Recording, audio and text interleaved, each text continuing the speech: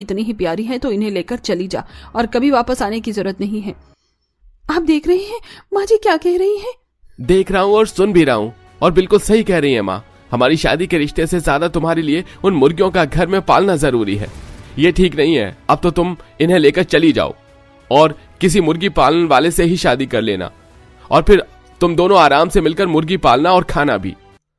अपने ससुराल वालों को इतने गुस्से में और अपनी शादी का रिश्ता टूटता हुआ देख अलीशा अब जल्दी से अपने दोस्त को कॉल करती है और सारी मुर्गियां वापस भेज देती है।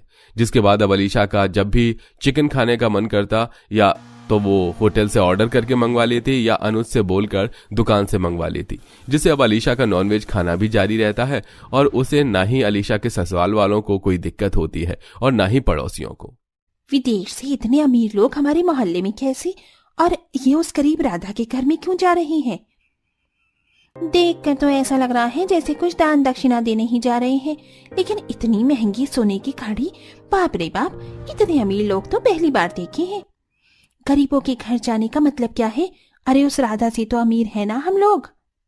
यहाँ पर राधा का घर कहाँ है? I want to meet Radha. ये कौन लोग थे और इस तरह राधा के घर का क्यों पता पूछ रहे थे? आस पड़ोस वाले अमीर और गरीब का ताना क्यों मार रहे थे? और इतनी महंगी सोने की गाड़ी और विदेशी लोगों के बारे में हम और अच्छे से जानते हैं, और गरीब लोगों से क्या कनेक्शन था इनका? ये समझने के लिए कहानी को थोड़ा पीछे लेकर चलते हैं। राधा एक काफी गरीब औरत होती है और वो गरीबी में अपने परिवार के साथ एक छोटे से घर में टूटी फूटी हालत में रह रही थी। इस साड़ी को भी अभी फटना था क्या? सुई धागा लेकर इसकी सिलाई कर देती हूँ, कहीं आने जाने लायक तो हो जाएगी। राधा सुई धागे से साड़ी को सिल रही होती है, तभी उसके पड़ोस में रहने वाली उमा देवी आती है। अरे राधा, तुम इस पुरानी साड़ी को और कितनी बार सुई धागे से सिलकर पहनोगी? इसकी हालत भी खराब हो गई है, अब तो इसे फेंक दो, कोई नई दूसरी साड़ी ले लो।